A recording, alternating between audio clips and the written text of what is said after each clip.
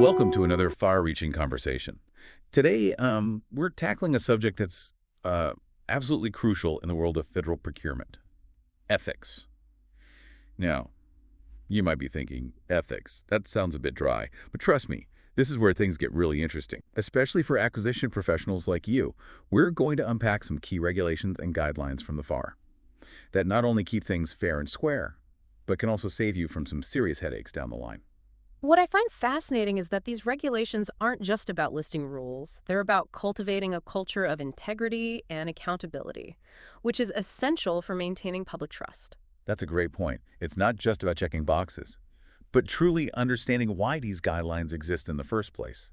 So let's start with the foundation, the core ethical principles that underpin everything we do in federal procurement. One of the most fundamental concepts is impartiality.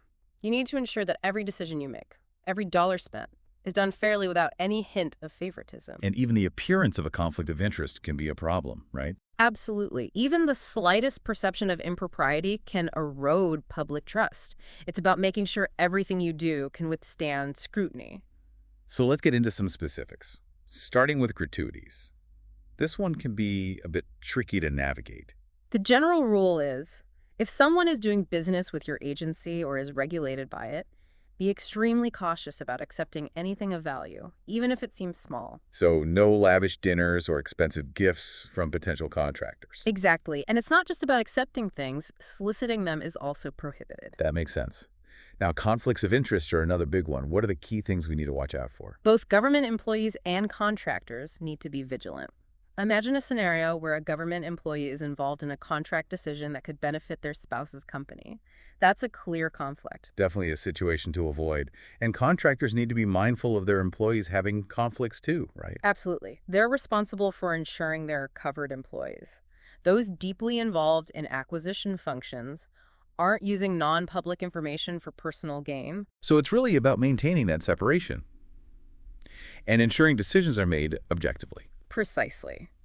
And speaking of objectivity, let's talk about independent pricing. This is crucial for maintaining a level playing field. I've heard the term, but what does it actually mean in practice? It means ensuring that companies are arriving at their prices independently, without any collusion to inflate costs. We want genuine competition, not backroom deals that ultimately harm the taxpayer. So the certificate of independent price determination isn't just a formality then? Not at all. It's a legal safeguard to prevent price fixing and ensure fair competition.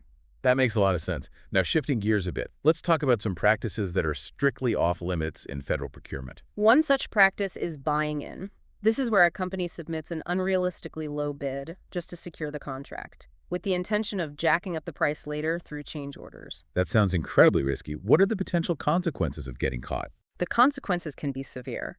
Not only can the contract be voided or rescinded, but the company can face hefty fines, suspension, and even debarment from future government contracts. So it's not just unethical, but also a terrible business decision in the long run. Exactly. And speaking of unethical practices, kickbacks are another major no-go. Can you elaborate on what those are? Essentially, it's any compensation given to improperly influence a contract decision. Now, on the flip side, we have the crucial role of whistleblowers in maintaining ethical conduct. I think this is a really important topic to discuss. What can you tell us about whistleblowers and their protections? Whistleblowers are individuals who come forward to report waste, fraud, or abuse related to a government contract. They play a vital role in safeguarding taxpayer dollars and ensuring integrity in the system. But speaking up can be intimidating. Are there any legal protections in place for whistleblowers? Absolutely. The FAR has robust protections for whistleblowers, shielding them from retaliation and ensuring their reports are taken seriously. That's reassuring to know. Now, shifting gears again, let's talk about protecting sensitive information. This seems like a critical aspect of ethical procurement. It absolutely is. Bid and proposal information, source selection details, all of that needs to be handled with the utmost confidentiality. Unauthorized disclosure can have serious consequences. So it's more than just good practice, it's a legal obligation. Precisely. And the implications go beyond just the legal realm. Leaking confidential information can damage the integrity of the procurement process, undermine competition, and erode public trust. What's it about protecting the entire system, not just individual contracts. Exactly. Now, circling back to something we touched on earlier, let's talk about fostering an ethical culture. This is where leadership plays a crucial role. I completely agree. It's not enough to just have rules on paper. You need to cultivate an environment where ethical conduct is ingrained in everything you do. Absolutely. And that starts with setting the tone from the top. Leaders need to demonstrate their unwavering commitment to ethical behavior through their actions and decisions. It's about walking the walk, not just talking the talk. Precisely.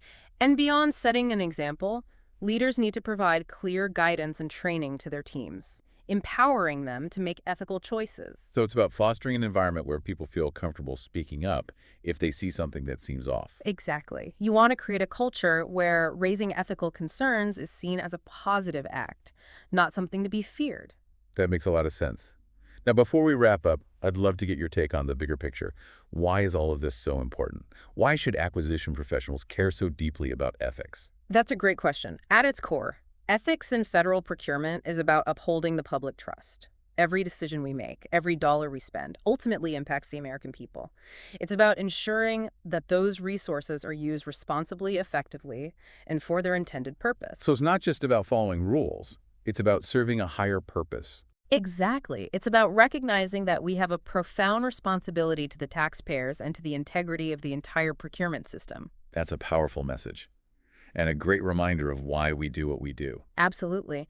Now, if you're feeling overwhelmed by all this information, remember that you don't have to go it alone. There are resources available to help you navigate these complex ethical landscapes. Such as? While the FAR itself is an invaluable resource, it's a treasure trove of information on ethical conduct and best practices.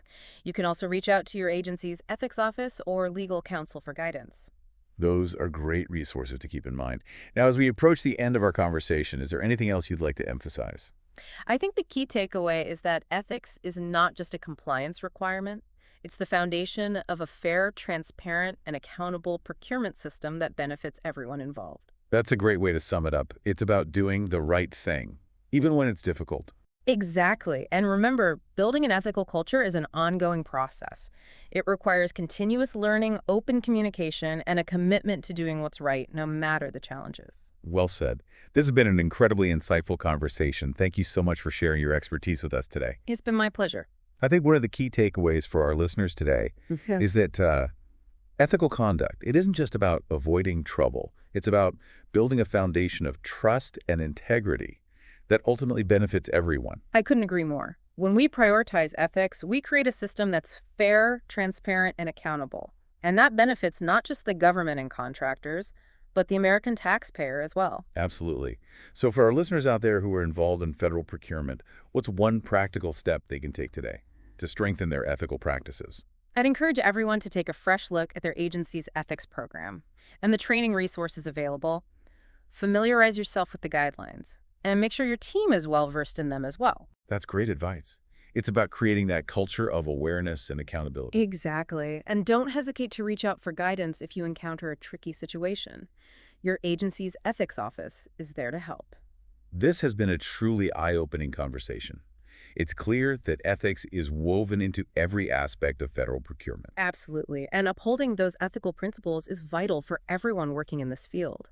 It ensures fairness, transparency, and accountability, which ultimately leads to a more efficient and effective procurement system. Well said. I think we covered a lot of ground today and provided our listeners with some valuable insights into the ethical landscape of federal procurement. I hope so. And remember, ethical conduct isn't just a box to check. It's an ongoing commitment to doing what's right, even when it's hard. Beautifully put. So as we wrap up this far-reaching conversation, what's one final thought you'd like to leave our listeners with? I'd simply say this: embrace the importance of ethics in your work. It's not a burden. It's an opportunity to build a system that we can all be proud of. That's a fantastic message to end on. Thank you again for joining us today and sharing your wisdom. It was my pleasure. And for our listeners, if you find these podcasts helpful, pass the word to your colleagues and subscribe.